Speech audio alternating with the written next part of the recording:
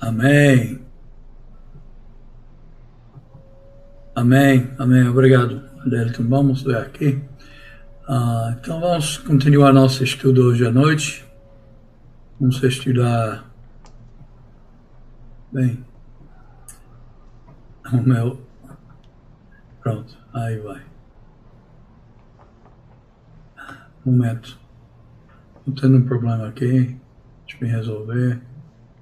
Pronto. Aí, então, vamos continuar nosso estudo.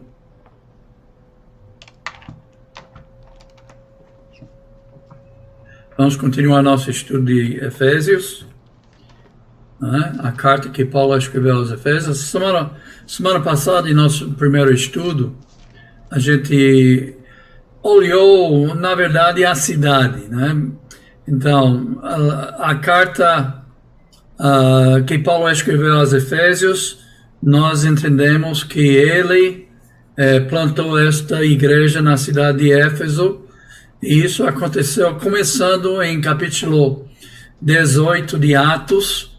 A gente não leu muito da história, a gente olhou mais para a cidade, o ambiente onde ele trabalhou, para poder estabelecer, plantar esta igreja nesta cidade. Era uma cidade grande, uma cidade muito importante daquela época, né? E ele escolheu essa cidade porque eu creio que ele entendeu que dessa cidade ele podia, então, espalhar o evangelho em muitos outros lugares. Então, eu recomendo para todos que estão querendo aprender mais, que você leia capítulo 18, especialmente a última parte. Paulo vai embora. No início fala de Corinto, né? Então, na última parte fala que Paulo deixou Priscila e Áquila na cidade e ele vai embora com a promessa de voltar, né? Então, realmente, a missão de Paulo não começou bem ainda na cidade de Éfeso, mas ele deixou Priscila e Áquila, esse casal cristão, lá para iniciar o trabalho, e eles iniciaram. E realmente, um grande... Eu vou contar, não vou ler, vou contar rapidinho a história da obra nesta cidade de Éfeso. Então, com licença, versículo 18 capítulo 18 do livro de Atos, né? Do livro de Atos, desculpe, eu não disse Atos. É Atos. Atos, a história da igreja. Então, Atos, a história da igreja também na cidade de Éfeso. Então, realmente, obrigado, Alcides, Atos 18, a última parte. E aí aparece, esse casal está lá, Paulo foi embora, deixou eles. Esse homem chamado Apolo chega de Alexandria, em Egito, ele é natural de lá, pelo menos, e ele chegou lá pregando, e Priscila e Áquila, ouvindo ele, reconheceu que ele estava ensinando alguma coisa errada. Ele era um homem eloquente, conhecia bem as Escrituras, obviamente as Escrituras do Antigo Testamento, porque não tinha as Escrituras do Novo Testamento ainda, mas ele era poderoso nas Escrituras. Então, e eles reconheceram que ele estava ensinando alguma coisa errada, então chamou ele à parte. Não envergonhou ele publicamente, mas chamou ele à parte e ensinou a verdade, e ele aceitou, e foi muito bom. Sabe, eu acho que nós todos podemos aprender até alguma coisa, tanto de Priscila e Áquila, como também de Apolo. Primeiramente, Priscila e Áquila, um casal de trabalhadores, né, de cristãos, mas que ajudava Paulo a fazer tendas. Aí, então, eles tinham coragem de corrigir esse grande homem, esse pregador eloquente. E então é muito importante que a gente tenha esse tipo de coragem também. Mas, além disso, tem Apolo.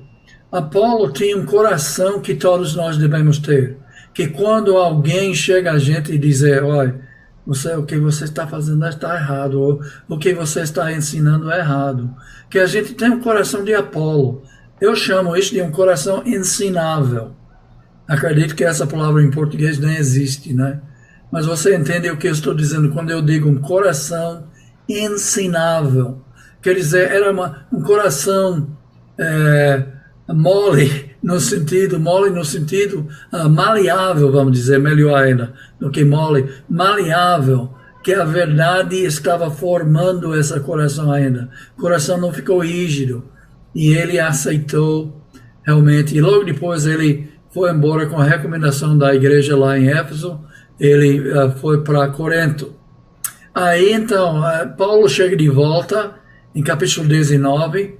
Eu não vou contar tudo, eu não tenho tempo para isso, mas seria muito bom vocês lerem Atos 18, Atos 19 e ainda um bom trecho em Atos 20 também. Mas em 19, então, Paulo chega de volta, ele encontra algumas pessoas que não foram batizados certo, alguns 12 homens, e ele ensina a eles o batismo certo, que o batismo certo é o batismo de Jesus, e eles foram batizados.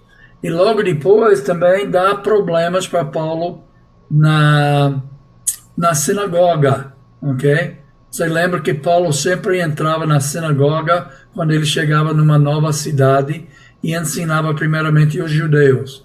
Então, nesse caso também, ele volta para a sinagoga, já entrou na primeira visita lá quando ele deixou Priscila e Áquila, mas agora ele volta e ele começa a ensinar, infelizmente, depois de algum tempo, então, dá um grande problema, aí ele tem que sair. Mas ele já converteu algumas pessoas.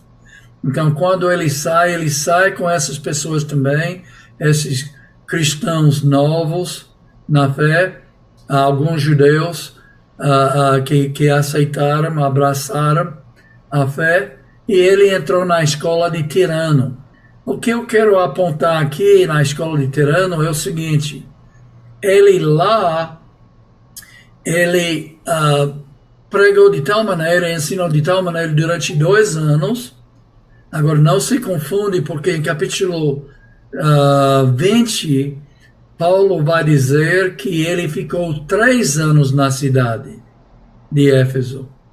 E acreditamos em Paulo, né? Então, ele ficou 3 anos, mas naquela escola, ele só ficou 2 anos. Eu creio que essa é a interpretação certa. Mas durante os 2 anos que ele estava nessa escola, a Bíblia diz que todos os habitantes da Ásia, e deve ter, eles calculam aí, se não me engano, 1 milhão de pessoas na região de Ásia, naquela época, né?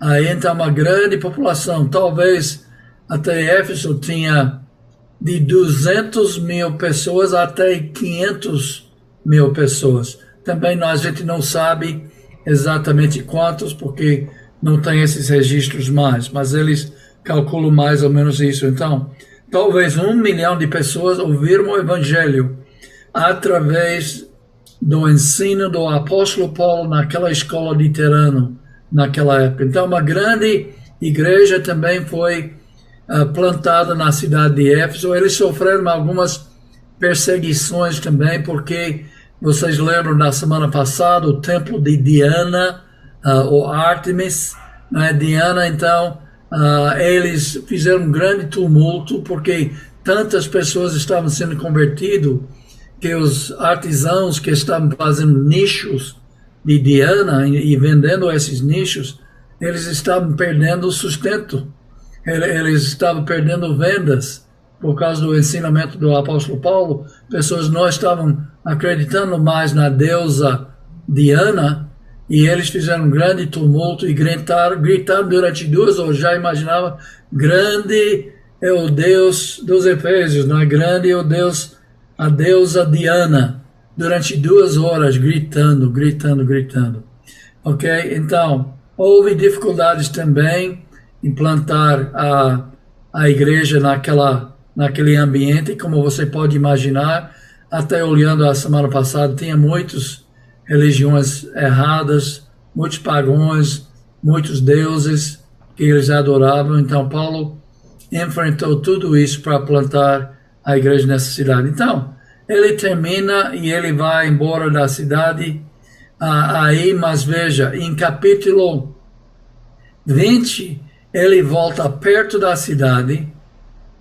Precisa ler isso também para entender melhor o contexto histórico do início dessa igreja. e a igreja já tem presbíteros. Ele está numa cidade perto e ele não quer entrar na cidade por alguma razão. A Bíblia não fala, então a gente não sabe. Mas ele chama os presbíteros da igreja para encontrar ele nessa cidade. Melito, se não me engano, é o nome da cidade. Aí eles vão lá e ele começa a falar com eles. E ele fala basicamente sobre a sua estadia na cidade deles, como ele ensinava dia e noite, de casa em casa. O Evangelho nunca parou de ensinar o que seria aproveitado por eles, o que seria aproveitoso para eles, né? Todo o desígnio de Deus ele ensinava. Então, grande missionário que fez plantar essa grande igreja na cidade de Éfeso. E quando ele foi embora, finalmente, no fim do discurso dele, em Atos 20, eles choraram. Eles abraçaram Paulo, choraram, imaginando que nunca mais ia ver o apóstolo Paulo. É provável que ele conseguiu voltar, porque tem a história que ele foi levado para Roma, preso. Ele até escreveu essa carta de Roma, na prisão em Roma. E a história vai que os acusadores de Jerusalém, os acusadores dele nunca chegaram e ele foi salvo. E talvez até voltou para Éfeso e outros lugares para visitar. Mas isso a gente não sabe com certeza porque a Bíblia não fala, mas algumas tradições fala. Então é possível que ele visitou Éfeso novamente, mas a gente não tem certeza disso. E a segunda vez que ele foi preso e levado para Roma, então ele foi morto, né? Ele foi decapitado até e morreu. E é assim que Paulo morreu na cidade. Então vamos lá, aqui, vamos abrir as nossas Bíblias. Se você não tem sua Bíblia aberta já, por favor, abre para Efésios capítulo 1, versículos 1, 2 e 3. Primeiro, 1 e 2, né? Depois, se Deus quiser, a gente vai chegar a 3 e até um pouco além. Não tem 3 aqui também, mas no início aqui eu quero falar mais sobre 1 e 2, que é a saudação. Vamos falar da saudação da carta que Paulo escreve aqui. Também vamos falar, se Deus quiser, começa a falar, pelo menos hoje à noite, sobre a divindade, Deus Pai, Deus Filho e Deus Espírito Santo, que ele vai falar em versículos 3 até 14. Mas primeiro, vamos lendo aqui. Paulo, apóstolo de Cristo Jesus por vontade de Deus, aos santos que vivem em Éfeso. Santos que vivem em Éfeso, fiéis em Cristo Jesus. Graça a vós outros e paz da parte de Deus, nosso Pai, e do Senhor Jesus Cristo. E desde que está aqui, eu vou ler também, versículo 3, bendito Deus e Pai de nosso Senhor Jesus Cristo, que nos tem abençoado com toda sorte de bênção espiritual nas regiões celestiais em Cristo.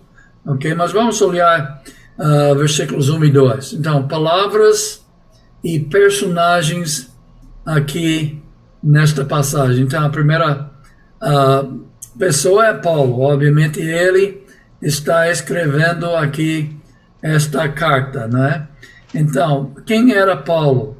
Paulo era o Saulo, né? Também de Atos. Pode ler sobre ele no final de Atos capítulo 7 e no início de Atos capítulo 8. Na verdade, eu acho que é o início de capítulo 8, que o nome dele é primeiro falado. Mas ele estava lá quando eles estavam assassinando Estevão, que pregou a pregação para os judeus em capítulo 7, e os judeus não gostaram, então levaram ele fora da cidade e apedrejaram ele e mataram ele. E Saulo estava lá presente. Então, mas nesse caso ele já é convertido, foi convertido em Atos capítulo 9, e ele fala sobre isso mais tarde também em lugares como, por exemplo, em Atos 22, ele também fala sobre a conversão dele, quando Ananias chegou a ele, e ele diz: por que te demoras? Levanta-te, recebe o batismo e lava os teus pecados. E Paulo fez isso, né? Exatamente, mas a história mesmo é Atos capítulo 9, pode ler sobre isso. Mas ele se tornou um grande apóstolo, né? O que quer dizer apóstolo? Apóstolo quer dizer enviado. Você é um apóstolo? Bem, você é um apóstolo nesse sentido, porque todos os discípulos são ensinados, são enviados para fazer discípulos de todas as nações. Ok? Você pode ser enviado para a sua família. Você pode ser enviado para seus vizinhos, a sua vizinhança, o seu bairro, a sua cidade, o seu estado, o seu país, ou até, como no meu caso, para outro país. Como eu deixei o meu país, uma igreja lá, algumas igrejas, na verdade, me mandaram para o Brasil. Então, neste sentido, eu sou apóstolo, mas eu não uso o título apóstolo, porque se eu começar a me autodenominar apóstolo, pessoas vão pensar que eu estou no mesmo nível do apóstolo Paulo. Eu não sou no mesmo nível do apóstolo Paulo, e nenhum apóstolo hoje é desse mesmo nível do apóstolo Paulo. Nós não recebemos revelações de Deus. Nós não pregamos o evangelho através das revelações que nós recebemos. Nós temos a Bíblia dos apóstolos e profetas que eles escreveram para nos guiar. A gente não recebe mais revelação diretamente de Deus. E além disso, um apóstolo de Cristo Jesus tinha que ser testemunha dos sofrimentos de Cristo, sabe? E aí, então, Paulo viu Jesus Cristo no caminho para Damasco. Jesus Cristo falou com ele, não é? Por que tu me persegues? E ele disse: eu sou Jesus quem tu persegues. Não é? Paulo estava perseguindo Jesus, ele estava perseguindo a igreja, não é? O nome dele era Saulo naquela época, mas ele perseguia a igreja. Aí, mas Jesus disse: se você persegue meu corpo, você está me perseguindo. Aí, então, ele realmente perseguia Cristo também. Então, foi ele que escreveu e ele foi feito apóstolo de Cristo Jesus por vontade de Deus. E quem recebeu? Bem, deixe-me falar sobre Cristo, a palavra Cristo. Sabe o que quer dizer? Quando nós falamos Jesus Cristo, nesse caso é Cristo Jesus, nós não estamos falando do nome de Jesus. O nome dele é Jesus mesmo. Mas o título dele é Cristo. Não é? Ele é o ungido. Essa palavra em grego é Cristo vem de grego, e realmente em grego quer dizer ungido. Bem, Cristo talvez vem de latim, mas em grego ela quer dizer ungido. Ok? Então, rei, ungido rei, então eles estavam esperando o Messias. Messias também é uma palavra que quer dizer ungido. Então, nós temos três palavras que são iguais: Cristo, ungido e Messias. Só que ele era para ser ungido o quê? Jesus era ungido o quê? Messias, o rei, ok? Para sentar no trono de Davi e reinar, ok? Então, esse é Cristo. E ele disse, então, quem está recebendo? Ele disse aos santos. Aos santos. Bem, a palavra santo quer dizer separado, né? É alguém santificado, quer dizer consagrado para fazer alguma coisa. Veja bem, eu não sei se você conhece o processo de beatificação da Igreja Católica, né? Aí é um processo que, quando eles querem nominar ou denominar alguém santo, né? a Dona Dulce, lá de Salvador, eu acho que foi pela Igreja Católica, passou por esse processo de beatificação, onde tem que fazer investigações, ela tem que ter feito milagres, ou qualquer um que está sendo investigado tem que provar que eles fizeram milagres. E, bem, é um processo longo e caro, tem que pagar muito dinheiro para ter dinheiro para fazer essas investigações e tudo mais. E finalmente, então, eles determinam, pode ser santo ou até não pode ser, ok? Isso não é bíblico. Na Bíblia, não são, e são pessoas que morreram, que passaram por esse processo, né? E depois de morto, então, já se tornam santos. Mas veja bem aqui, aos santos que vivem em Éfeso. E ele está escrevendo para a igreja em Éfeso. Quer dizer, os membros da igreja, os discípulos de Cristo Jesus, os cristãos, são santos. Santos que vivem, não é? Nós somos santos hoje, porque nós fomos santificados quando nós nos entregamos a Cristo e arrependemos dos nossos pecados e fomos batizados, e nossos pecados foram lavados e o Espírito Santo veio habitar na gente, porque o nosso corpo é santificado, é santuário do Espírito Santo. Nós somos santos. Não é alguém que passou por um processo inventado por homens. É nós, porque nós entramos no processo de santificação bíblico, o processo que Deus instituiu na sua palavra. E ele fala, na saudação aqui em versículo 2, ele fala graça, e veja o que ele fala, é interessante. Graça a vós outros. Nós vamos ver aqui na carta aos Efésios que quando ele usa vós outros, ele está falando de gentios.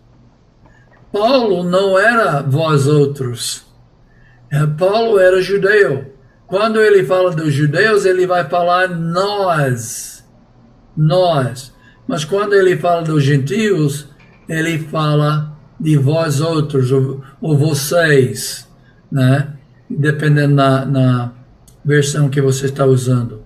Então, graça dizem que era uma saudação entre os gentios. Então, faz sentido que ele, quando ele fala com vós outros, vocês, gentios, que ele vai usar a palavra graça, ok? Então, nesse caso, graça não tem exatamente a mesma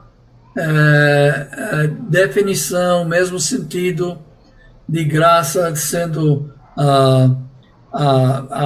o dom imerecido, né? O favor não merecido.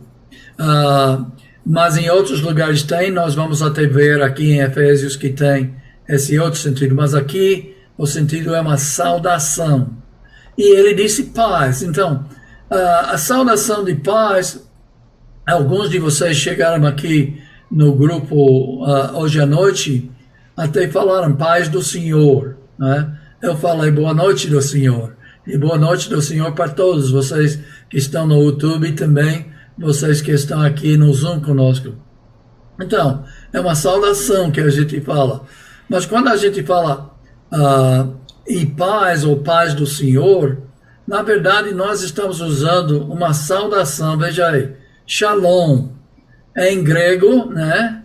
Foi traduzido do grego para português, então não é shalom, porque shalom é mais hebraico, né? É a saudação dos judeus. Quando um judeu encontrava outro judeu na rua, ou foi para a casa dele, ou em algum lugar, então a saudação foi shalom. Então, veja bem, eu acredito que Paulo usa graça e paz, porque na igreja lá em Éfeso tinha judeus, e eu tenho certeza que tinha judeus. Pode ler a história em Atos 18, Atos 19, especialmente em Atos 20 e você vai ver que tem judeus na igreja. Mas também você vai ver que tem gentios na igreja. Então, eu acredito que ele juntou duas saudações para saudar tanto judeus como gentios. Agora, mas antes de eu passar para outro slide aqui, deixe-me perguntar, vocês entendem o que é gentio? Bem, caso você não entende, eu vou explicar. Para os judeus, tinha dois tipos de pessoas no mundo. Nós e eles. Nós e vós. Não é? Até Paulo usando vós, graças a vós outros. Eles achavam que todos os outros povos eram gentios, e usavam essa palavra assim, e eles eram judeus. Então, dois tipos. Só que gentios também, essa palavra às vezes é traduzido nações. Então, a nação judaica era uma e todas as outras nações eram gentios, ok? Então, fazia essa separação.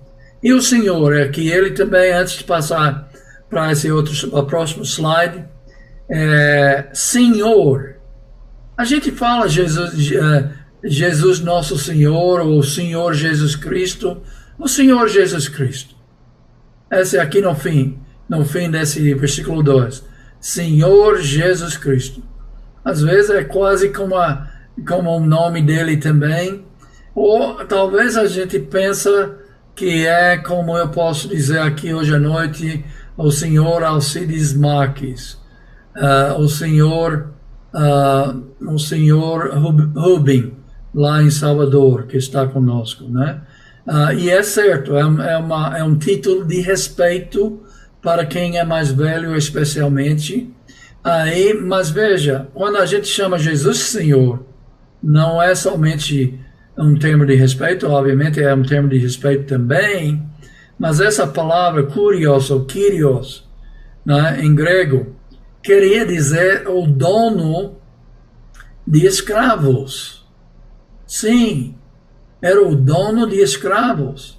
Então, quando nós chamamos Jesus Cristo de Senhor, nós estamos dizendo, nós somos seus servos. E nós somos, não é verdade? Eu espero que você é servo. E eu espero que você lembre disso cada vez que você chama Jesus Cristo de Senhor, você lembra que você está dizendo, Jesus, eu estou me submetendo à sua autoridade. É o Senhor que manda na minha vida. O Senhor que é o dono da minha vida. É o Senhor que guia meus passos através dessa vida. Você é meu Senhor. Quando nós confessamos Jesus como Senhor, é exatamente isso que nós estamos fazendo. Estamos dizendo, Jesus, entrego a minha vida ao Senhor, para o Senhor mandar na minha vida, né? Para eu ficar submisso à sua vontade.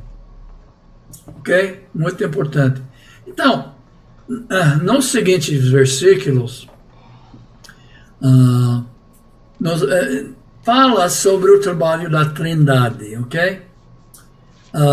Trindade é um conceito bíblico que é difícil, eu creio, que é um pouco difícil de explicar. Mas quando tem os versículos 3 até 14, nós vamos ver nesses versículos que ele fala de Deus Pai, que ele fala de Deus Filho e que ele fala de Deus Espírito Santo. Ele não fala exatamente como eu estou falando, e também eu tenho que dizer que ele não usa a palavra Trindade. De fato, na Bíblia você não vai encontrar o trabalho Trindade. Você vai encontrar a palavra divindade, ok? Mas Trindade vem de três, né? Então, e dade eu acho que vem de divindade. Aí então, três divinos, né? Ou três partes da divindade, né? Alguma coisa assim. Então, é uma palavra humana, e nós tentamos, seres humanos, expressar o que nós encontramos na Bíblia em nossas palavras, que nem sempre são palavras que a gente encontra na Bíblia, mas a gente está tentando explicar o que a Bíblia fala quando a gente usa esta palavra. Então, nesses versículos, não é um versículo só que é o contexto teológico de Efésios. É interessante a gente entender o que estava acontecendo e a necessidade que Paulo sentiu para escrever essa carta. Então, geralmente os autores falam do propósito que eles escreveram.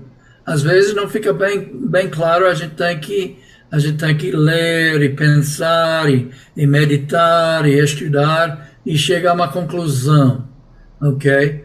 Então, eu cheguei a essa conclusão que o contexto teológico aqui é o trabalho da Trindade. É o trabalho da divindade, se você prefere usar uma palavra bíblica, né? Pois em Cristo habita corporalmente toda a plenitude da divindade. E por estarem nele, que é o cabeça de todo poder e autoridade, vocês receberam a plenitude. Colossenses capítulo 2, 9 até 10. Ok? Então, quando nós falamos aqui, em versículos 3 até 14, a gente fala sobre o trabalho do Pai. Depois a gente vai falar sobre o trabalho do Filho, que não vai dar para hoje à noite.